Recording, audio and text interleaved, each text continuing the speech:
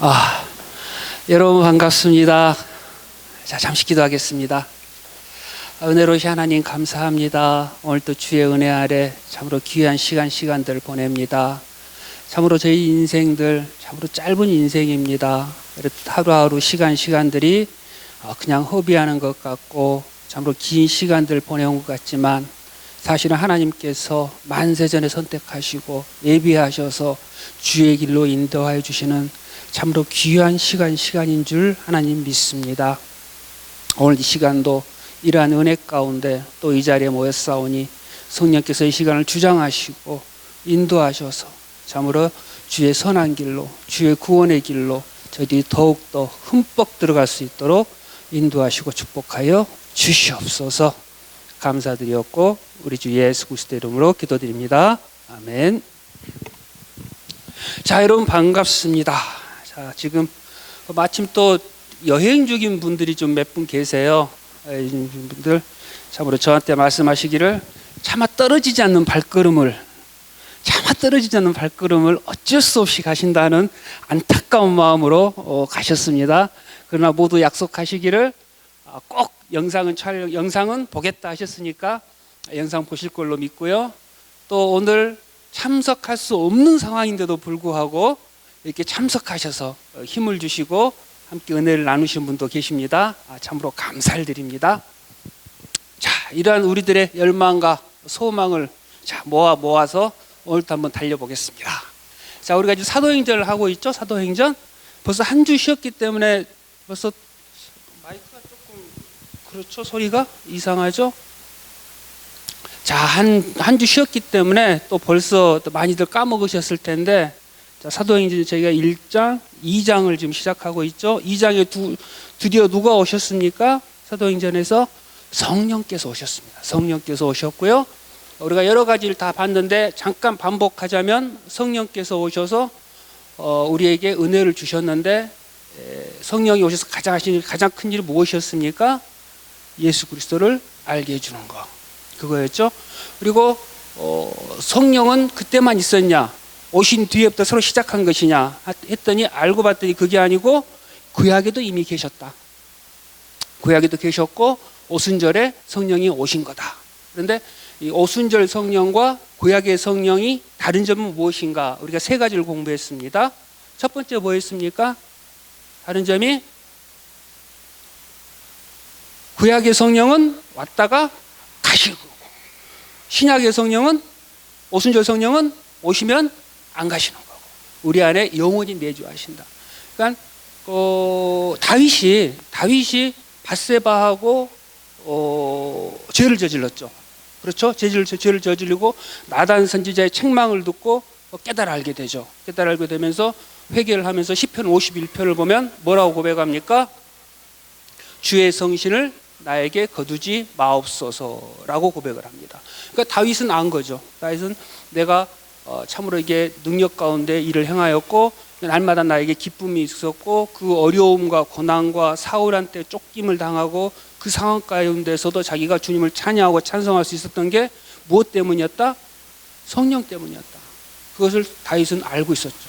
그랬는데 어느 날 내가 육체는 편안해지고 모든 것은 즐겁고 쾌락 가운데 있음에도 불구하고 막 슬프고 마음이 답답하고 힘들었었다. 그게 알고 보니까 이 죄 때문이었고 이걸 깨닫게 되죠. 그러면서 주의 성신을 나에게 거두지 마옵소서라는 고백을 하죠. 실질적으로 다윗은 봤죠. 그것을 뭘 봤습니까? 사울이 처음에는 하나님의 능력, 하나님께 은혜를 주시고 능력을 주셔서 그 능력 가운데 나라를 다스렸잖아요. 그러다가 사울이 하나님께 불순종을 하고 불순종을 함으로 말미암아 성령께서 떠나시고 악령이 들어서 그렇게 힘들어하던 것을 실질적으로 다윗은 봤단 말이에요. 그러니까 다윗은 그런 고백을 하죠. 자기가 죄를 깨닫고 난 순간 하는 가장 큰 고백이 죄를 회개하고 주의 성신을 나에게 거두지 마옵소서. 그렇죠. 그러니까 구약은 떠났단 말이에요. 이렇게. 그리고 두 번째 뭐였습니까? 구약의 성령은 능력으로 오셨죠. 능력으로 오셔서 사사시대 때 능력을 주시고 또 삼손과 같이 힘을 주셔서 어떤 사역을 할 수 있게 도와주시고, 그러나 그 사역이 끝나면 또 떠나시고, 그러나 우리 오순절 성령은 어떠한 일을 해주고 계시죠? 예수 그리스도를 인도해 주는 역할, 죄를 깨닫게 해주는 역할. 죄를 깨닫게 해주고 이 죄를 해결해 주실 예수님을 깨닫게 해주시고 예수님을 만나게 해주는 것. 이게 신약의 오순절 성령이 하시는 일이에요. 그렇죠? 그리고 또 하나 이제 뭐가 있었죠? 마지막에 오순절 성령이 오셔서 우리를 뭐가 되게 해주시죠? 오늘의 설교 말씀처럼 교회가 되게 해주시죠. 교회가. 우리가 제사를 지내고 우리의 죄를 해결하기 위해서 성전에서 했던 매번 드렸던 그런 것들이 이제 끝나고 예수 그리스도께서 그 핏값으로 해결해 주셨기 때문에 우리는 이제는 예수 그리스도만 믿기만 하면 되는 것이고 우리가 자체가 성령이 내 안에 계시는 교회가 되었단 말이에요. 교회가 되고 이러한 교회들이 모여지는 이런 거룩한 우리 예수 그리스도 안에서 성령으로 하나 된 거룩한 공동체가 되었다 라는 것까지 배웠고요. 또 이 성령은 어떻게 온다?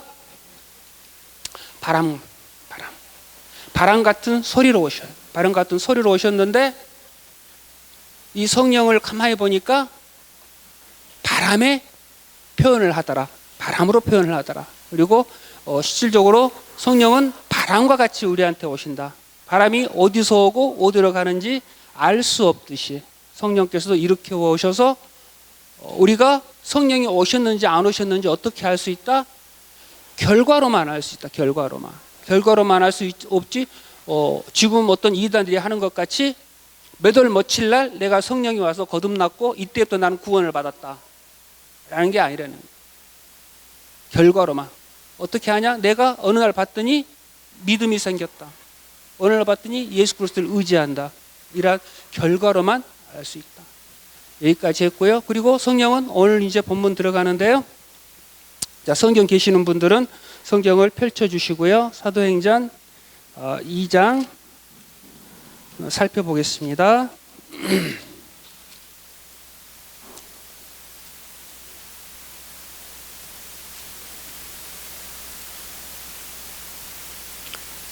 사도행전 2장 3절 보시면 불의 혀같이 갈라지는 것이 저희에게 보여 각 사람 위에 임하여 있더니 라고 나옵니다. 자, 성령은 뭘로 옵니까? 불로 옵니다. 불로. 자, 불은 또한 하나님의 임재의 상징. 하나님께서 우리를 만나 주실 때, 하나님께서 이 땅에 내려오실 때 불로 표현을 또 많이 하죠.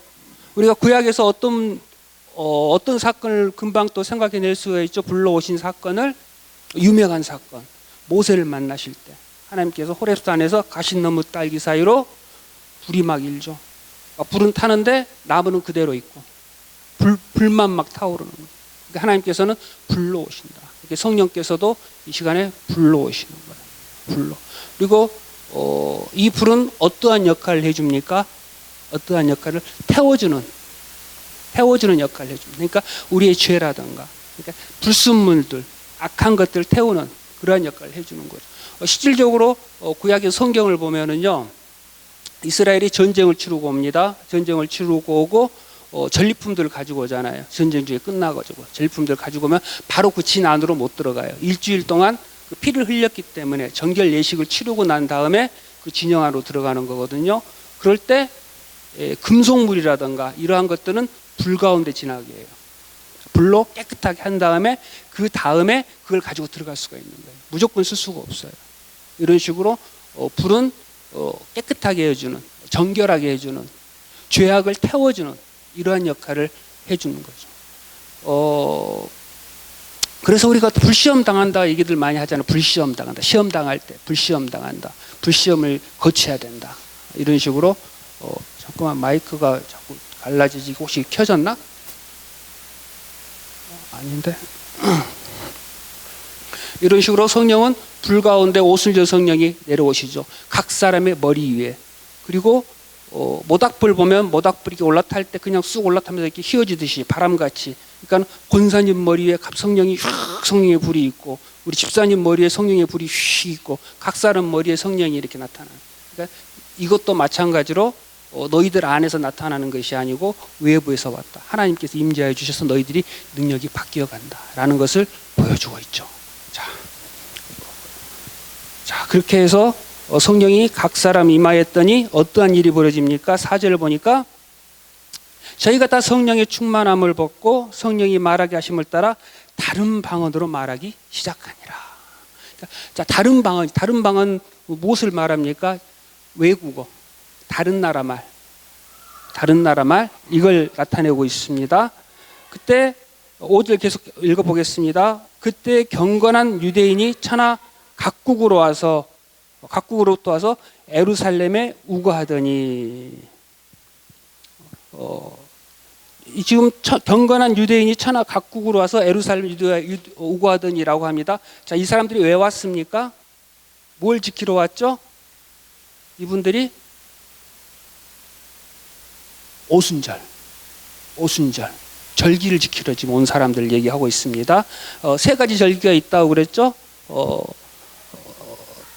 다른 절기들은 각자 자기 거처하는 가까운 데서 하지만 이 세 가지 절기는 꼭 예루살렘으로 와서 성전에서 지내라 라고 했던 절기가 세 가지가 있다고 그랬습니다. 뭐였습니까? 첫 번째 유월절, 두 번째 오순절, 세 번째 수장절, 장막절이라고 그래서 하나님께서 광야 40일 동안 지켜주시고 먹여주시고 인도해 주시는 것. 그리고 이 세 가지 절기는 전부 다 예수 그리스도와 연결되어 있다는 것을 그때 저번에 이미 설명을 해드렸기 때문에 이건 넘어가겠습니다.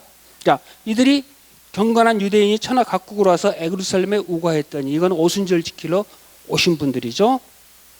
그리고 소리가 나매 큰 무리가 모여 각각 자기의 방언으로 제자들이 말하는 것을 듣고 소동하여, 그러니까 바람과 같은 큰 소리가, 너무나 큰 소리가 나니까 그 주위에 있던 사람들이 다 그곳으로 몰려든 거예요. 마가의 다락방으로 몰려들었습니다. 그래서 다 놀라 기이 여겨 이르되 보라, 이 말하는 사람들이 다 갈릴리 사람이 아니냐라고 합니다. 자, 갈릴리 사람은 누구를 의미합니까? 갈릴리 사람은 쉽게 말해서 촌사람, 시골 사람, 무식한 사람, 이 사람들 표현할 때 갈릴리 사람, 못 배운 사람. 그러니까는 나중에 그 나다니엘이 예수님 만나러 가자 그러니까 야, 갈릴리에서 무슨 선한 것이 나올 수 있냐. 그만큼 그 사람들의 인식과 생각 사이에서는 갈릴리는 못 배운 사람들이 모여있는, 촌 사람들이 모여있는, 우리도 뭐 미안하지만 바이아누 이런 말 있잖아요. 이런 식으로 어떤 그 표현하는 못 배운 사람들의 의미를 통칭할 때 여담이지만 고린도 사람, 야, 저 사람도 고린도 사람이야. 그러면은 그 사람이 어떻다는 거예요? 저 사람이 음란하다. 저 사람이 밝힌다. 밝히는 사람들, 그리고 좀 성적으로 막 이런 사람들 보면 저 고린도 사람들이. 왜냐면 그 사람들이 그게 유명하기 때문에, 거기가 환락의 도시고 어떤 그러한 것들로 유명한 도시이기 때문에 그 사람들 고린도 사람들이다 라고 이제 표현을 하는 거죠. 그러니까 갈릴리 사람이라는 표현은 못 배운 사람들. 그리고 실질적으로 지금 모여있는 사람들이 거기가 다 갈릴리 사람들이잖아요. 우리가 그 1장에서 살펴봤었죠. 그곳에 모인 사람들이 어떤 사람들이 모여 있었습니까? 12제자와 그리고 예수의 어머니와 동생들. 그게 전부 갈릴리 사람들이잖아요. 12제자 중에 11제자는 갈릴리 사람들이고 북쪽 사람들이고 한 제자만 밑에 사람이에요. 남쪽 사람이에요. 그 제자가 유다마저 이제 벌써 끝났기 때문에 위에는 전부 갈릴리 사람들. 실질적으로 그 사람들이 모여 있는 거죠. 그러니까 보고 놀라는 거죠. 이거 갈릴리 사람들이 모여서 지금 뭔 짓 하고 있는 거야. 전혀 알아듣지도 못한 소리를 막 자기네들 해듣고 있는데 그 사람들이 와서 딱 보니까 지금 자기네 나라하고 똑같은 자기가 알아듣는 말을 하는 거예요. 신기하고 기이한 거예요. 저 무식한 사람들 우리나라 말을 할 줄 모를 텐데 저 사람들이 무슨 말을 하지? 왜 우리나라를 어떻게 할 수가 있지? 소동을 일어나는 거죠. 자, 8절 보면 우리 각 사람의 난곱 방언을 듣게 되는 것이 어찌미뇨. 이게 난곱 방언이라고 해요. 난곱 방언. 방언은 그 고린도에서 나오는 천사들의 방언이 있고 오늘 여기서 나오는 외국어 방언. 그러니까 난곱 방언이라고 해요. 난곱 방언을 하는 거죠. 지금 여기서는. 그리고 보면은 이 사람들이 모이는 사람들 어디서 왔는지가 쭉쭉쭉 나옵니다. 제가 잠깐 지도를 한번 그려볼게요.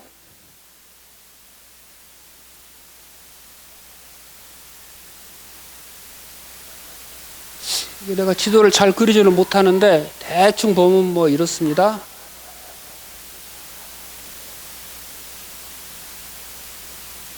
내가 장하시는데 여기가 대충 이렇습니다. 대충 여기가 고린도고 여기가 이제 빌립보 여기가 아덴 그리고 여기가 고린도 그리고 여기가 로마 뭐 대충 이렇습니다. 대충 여기가 에베소 여기가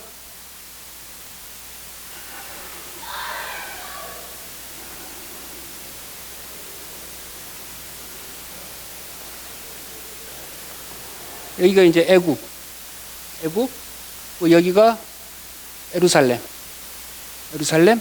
대충 이렇습니다. 자, 이제 어디서 왔는지 볼게요. 한번 살펴봅시다. 9절에 보면 누가 왔습니까? 바데임, 메데임, 엘라밈. 그럼 여기가 티그리스 유프라데스 강야가 있고 여기가 바데인, 메데인, 엘라민. 이쪽 근방 사람들이죠. 여기가 메소포타미아.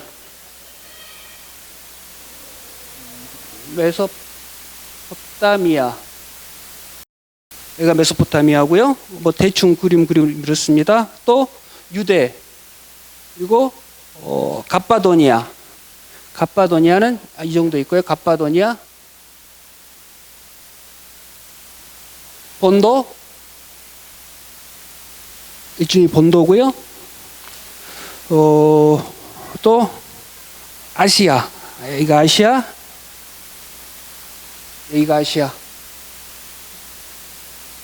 아시아라고 해서 뭐 동아시아 이쪽 뭐 중국 있고 한국 있고 이런 아시아가 아니고 지금의 터키 있는데 여기가 이제 아시아, 소아시아, 아시아.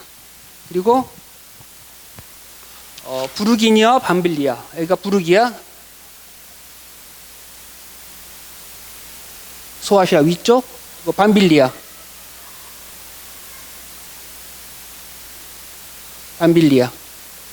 여기가 다소가 있습니다. 다소 하면 생각나는 사람이 있죠? 누굽니까? 바울 고향 다소가 여기 있어요. 이쯤에 있어요. 그리고 나중에 이제 쭉쭉쭉 설명해 드릴 거예요. 여기가 이제 안디옥 있고, 수리아 안디옥. 여기가 안디옥 있고, 여기가 파견되죠? 수리아 안디옥 있고, 다소가 있고, 또 누가 있습니까? 여기가 그레데섬. 여기에 나중에 디도가 여기서 사역을 하게 되죠. 그리고 또 애굽이가 있고요.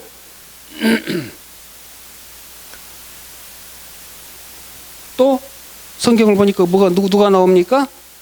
애굽이 있고 구레네에 가까운 리비아. 애굽이 있고 이집트가 있고 얘가 리비아입니다. 리비아.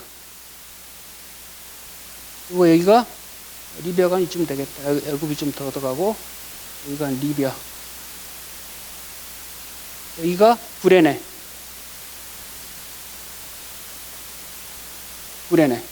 그리고 여기가 로마.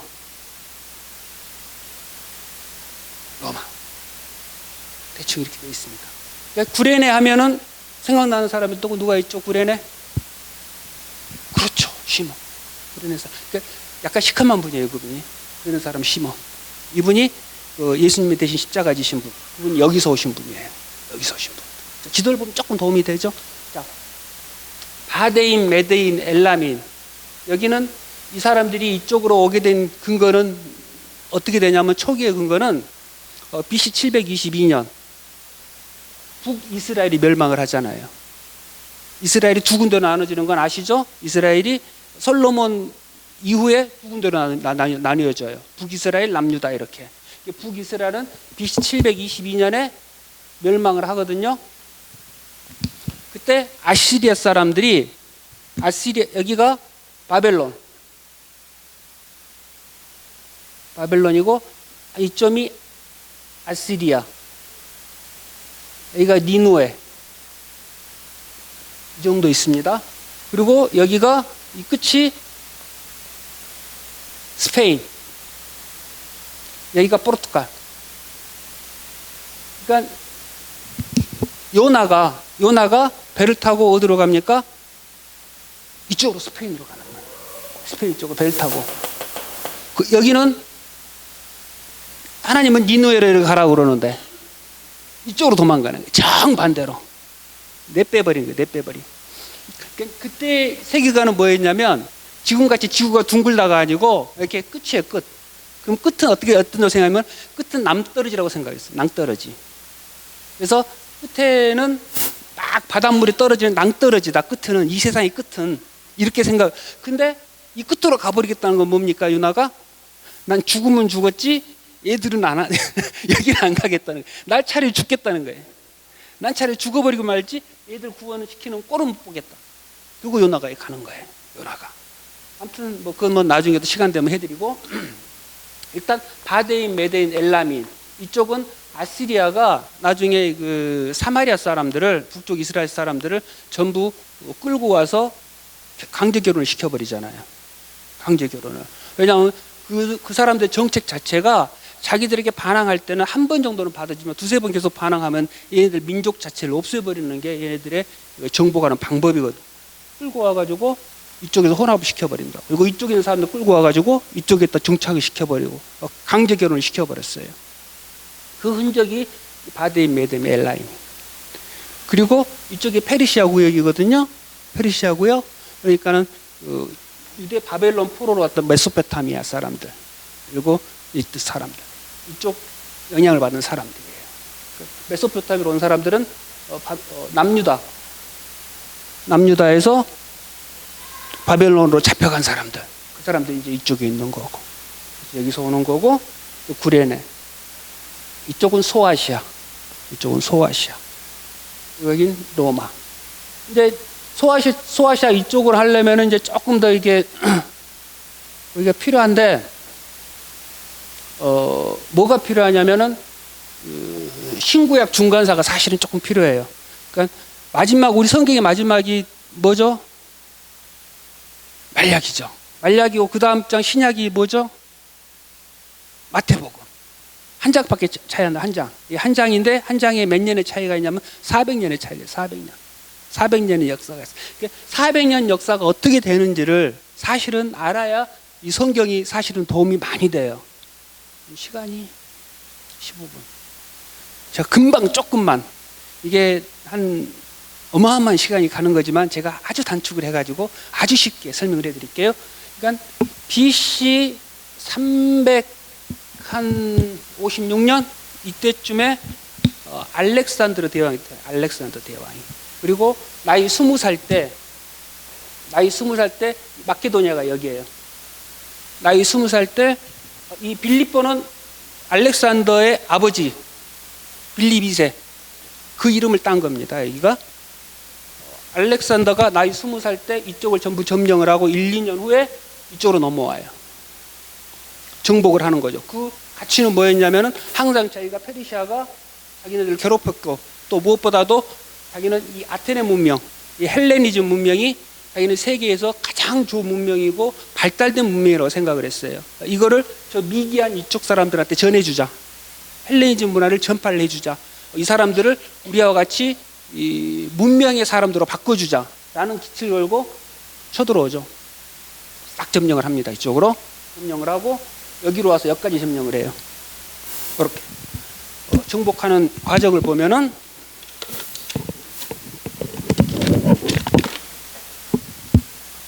여기서 건너와서 이렇게 가요. 이렇게 갔다가 다시 이렇게 가요. 어디까지 가냐? 인도까지 갑니다. 인도 겐지스강을 건너가요. 그리고 인더스강 앞에서 회군을 해요. 왜냐하면 부하들이 반란을 일으켜버려요. 부하들이 더 이상 못 가겠다. 더 이상 안 돼. 그러니까 여기서부터 여기까지 와서 그 10년을 전투를 벌인다고요. 그러니까 어떤 일이 벌어지냐면 인도를 갔더니 인도에 무슨 동물이 있죠? 코끼리가 있어. 코끼리가. 얘네들은 듣도 보도 못한 동물. 이딴만한 큰 코끼리. 이 코끼리가 있는데 얘네들이 이 겐지스강을 건널 때 어마어마한 출혈이 있어요. 자기보다 한 뭐 6분의 1, 5분의 1 정도밖에 안 되는 병력한테 근 1년을 알렉산더가 고생을 해요. 여기까지 올 때는 별 큰 문제 없이 막 덤벼 들어왔는데 너무나 이 용맹하고 특히 이 코끼리 부대한테 꼼짝을 못 하는 거예요. 그러니까 알렉산더가 전쟁을 벌일 때 주로 어떤 전쟁을 벌였냐면 창이 한 2m, 3m 전면으로 이렇게 쫙 있고 보통 싸움하면 1대1로 육박전을 벌리는데 보통 옛날 싸움은 이쪽으로 쫙 이렇게 양쪽으로 해가지고 네 편, 내 편 해가지고 싸움이 붙잖아요. 근데 얘네들이 한 2m, 3m 되는 긴 창을 이렇게 쭉쭉쭉 내고 있으니까 함부로 덤벼들지를 못해요. 그리고 알렉산더가 자주 쓰는 전법이 뭐냐면 일자로 쭉 있는 게 아니고 이쪽을 슬며시 이쪽으로 양쪽으로 이렇게 거리를 둬요.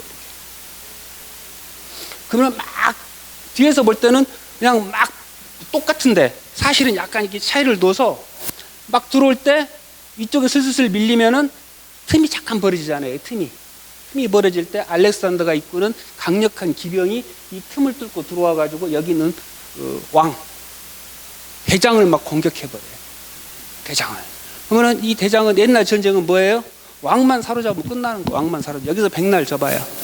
그러니까 페르시아 왕이 자기가 군대가 한 뭐 5배가 넘는 군대를 끌고 와가지고 자기는 다 끝났다, 이겼다 생각을 하고 자기 막 첩이랑 딸이랑 막 다 데리고 와요. 나들이를 와, 나들이를. 야, 내가 싸우는 거 어떻게 싸우는 이긴 거 보여줄게 하고 집안 대잔치를 해가지고 들어오는데 이렇게 해서 들어가 보니까 놀래가지고 후퇴를 해버리니까 이 군인들이 어떻게 이제 전열이 무너져 버리잖아요. 이쪽 군인도 왕을 보호해야 되니까 같이 도망가 버리고 그러니까 더 많은 군대를 가지고 또 박살이 나 버린다고. 이런 전략을 많이 썼는데 코끼리 부대 앞에서는 별로 힘을 못 쓰는 거예요. 코끼리가 원체 크니까. 창을 찔러봐요. 코끼리가 풍 눌러버리면 그 뒤에서 막 밀고 들어와 버리니까 너무 고생을 했어요.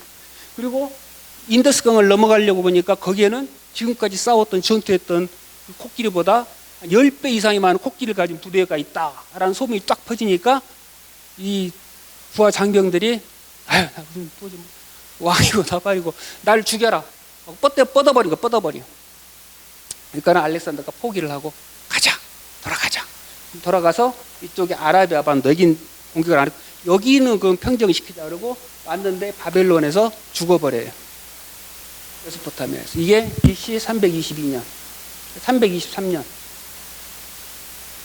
여기서 바벨론에서 한 12년 정도, 10년, 12년 정도의 파란만장한 인생을 끝내고 32살에 일찍 죽어버립니다. 알렉산더가.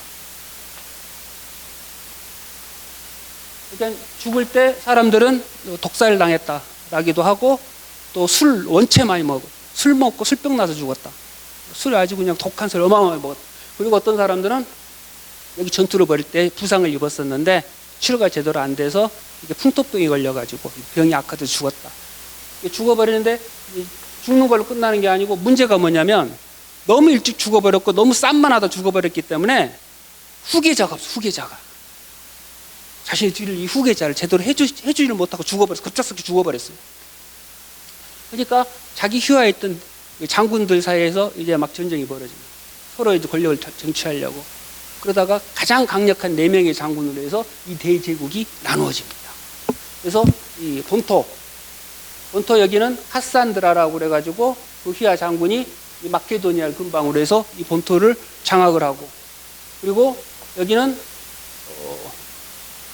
이쪽은 이렇게 셀리쿠스 장군이 장악을 하고, 이쪽은 애굽 때 이렇게 해서는 프톨레마이오, 그리고 요 위쪽으로는 니시마커스, 이 4개의 장군으로 나눠집니다. 그러니까 사실 이 두 군데는 별 우리가 관심이 없고 중요한 건 이게 프톨레마이오하고 셀루쿠스. 왜냐하면 이 두 나라가 계속적으로 이 에루살렘을 차지하면서 에루살렘의 역사가 변화가 돼요.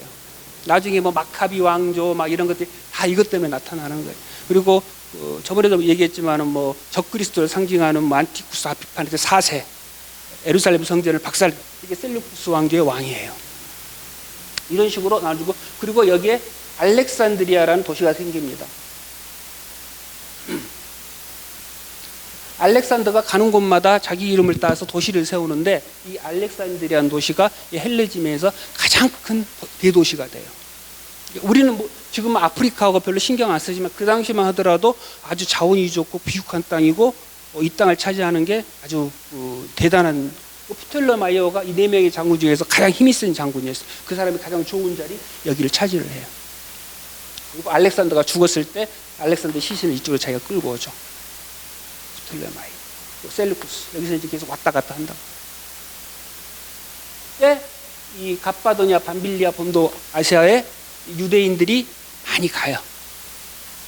알렉산드리아로는 유대인들이 거의 뭐 한 어마어마한 숫자가 갔다고 그래요. 그 알렉산드리아 유대인들이 어마어마하게 살았어요. 그리고 옛날 역사를 보면 유다가 망할 때 많은 사람들이 또 끌려가기도 했지만 애굽으로 많이 내려가. 그러니까 유대인들이 이 알렉산드리아 이쪽으로 많이 살았어요. 그래서 실질적으로 70인역 성경 이게 알렉산드리아 도서관에서 번역이 됩니다. 왜냐하면 이때는 벌써 사람들이 온 세월을 흘렸기 때문에 우리가 지금 착각하고 있는 게 유대인들은 자기네 나라 말을 그대로 공유를 하고 자녀들에게 잘 가르친다 이렇게 생각을 하고 있는데 실질적으로 그렇지 않았다고 그래요. 벌써 말을 많이 잊어버렸대요. 그 나라 말을, 히브리어 말을. 그래서 성경 번역이 필요했고 그러던 차에 여기 있던 그 알렉산드리아의 도서관장이 이거를 히브리어 성경을 번역하고 싶다 해서 적극적인 협조하에 유대인들의 협조하에 성경 번역이 시작이 되었다. 그래서 각 부족마다 12족속이 각 부족마다 6명씩 찻줄이 돼서 72명이 70인용 성경을 번역을 하게 되죠. 그리고 이때 이 유대인들에게 중요했던 건 뭐냐면 이 히브리 성경을 후손들한테 전달해 주어야 되는데 이들이 히브리 말 모르고 이 당시 쪽에 있던 아람어, 헬라어 이쪽 계통만 알고 있기 때문에 이것을 연구할 사람들이 필요했죠. 그래서 생겨난 게 서기관. 서기관들이 이때 생겨난 거예요. 이때 히브리 성경을 공부를 하고 히브리 말을 보존한 성경을 보존할 수 있는 사람들을 뽑은 게 서기관들이 이때 생겨난 겁니다. 아무튼 이런 식으로 유대인들이 퍼져나가게 되죠. 그레데 섬에 가게 되고 여기 로마에는 언제 가게 되냐면은 BC 63년에 로마의 유명한 폼페이우스 장군이 예루살렘을 멸망을 시키고 로마군 유대인 5만에서 6만 정도를 포로로 끌고 갑니다. 이 사람들이 이 로마의 자유인이 돼서 시민으로 변하게 되죠. 여기까지 이제 유대인들이 가게 되는 이제 배경이 되는 거죠. 그리고 지금 오늘 성경을 보시면 다른 나라는 거의가 그냥 뚝뚝뚝뚝 나왔는데 10절을 보면 뭐라고 나오냐면 로마로부터 온 나그네 곧 유대인과 유대교에 들어온 사람들과 그러니까 유대인들은 유대인이고 유대교에 들어온 사람들 누굴 말합니까? 이방인들인데 유대교로 들어온 사람들. 그래서 이 사람들은 뭘 받은 사람들이에요? 할례. 유대인들은 자기 유대교로 들어오려면은 반드시 뭘 받아야 되냐면 할례를 받아야 돼요. 할례를 받고 또 뭘 합니까? 저번에 제가 설명을 해드렸죠. 할례를 받고 어느 정도 그게 상처 부위가 나을 때쯤 되면 가운데 물가로 데리고 들어가서 구약 성경을 낭송해주고 너가 이걸 다 지키겠느냐? 그러면 네 하면은 그래 너 유대교로 들어와. 그리고 그때부터 여호와의 절기를 지키게 되는 거죠. 이걸 한 사람들이 유대교에 들어온 이방인들. 이걸 하지 않은 사람들은 누가 있습니까? 이방인들 이거 하지 않은 사람들이 있어요. 아, 내가 보니까 유대교가 괜찮아. 왜냐하면 그 당시만 하더라도 종교라든가 신이라는 게 너무 음란하고 음탕하고 가치가 없어요. 자기가 볼 때 이건 좀 이상해. 근데 쟤네들 보니까 사람들이 유대교 사람들 보면 그냥 경건하고 거룩하고 우리하고 틀려. 거짓말도 안 하고 그냥 열심히 살려고 그러고 부정한 것도 먹지 않고 나 그럼 저걸 좀 알고 싶어. 들어가고 싶어. 그래서 이 사람들과 친하게 유대교를 믿지만 할례까지는 내가 못 받겠다. 이런 사람들이 있어요. 이 사람들은 누굽니까? 하나님을 경외하는 사람들. 이렇게 표현을 하죠. 그게 누가 있습니까? 하나님을 경외하는 사람들의 유명한 사람이 고넬료. 나중에 성경 보면 나오겠지만 고넬료 같은 분들은 유대교에 들어와서 유대교를 믿지만 유대교 안으로 들어오지 않고 할례를 안 받은 사람들. 이 차이가 있는 거죠. 그러니까 이런 식으로 로마에서 온 사람들 설명을 해줘요. 다른 데는 설명을 안 해줍니다. 왜 이렇게 설명을 해줄까요? 왜? 왜냐하면 이제 바울이 어디로 가게 됩니까? 로마로 가게 되죠.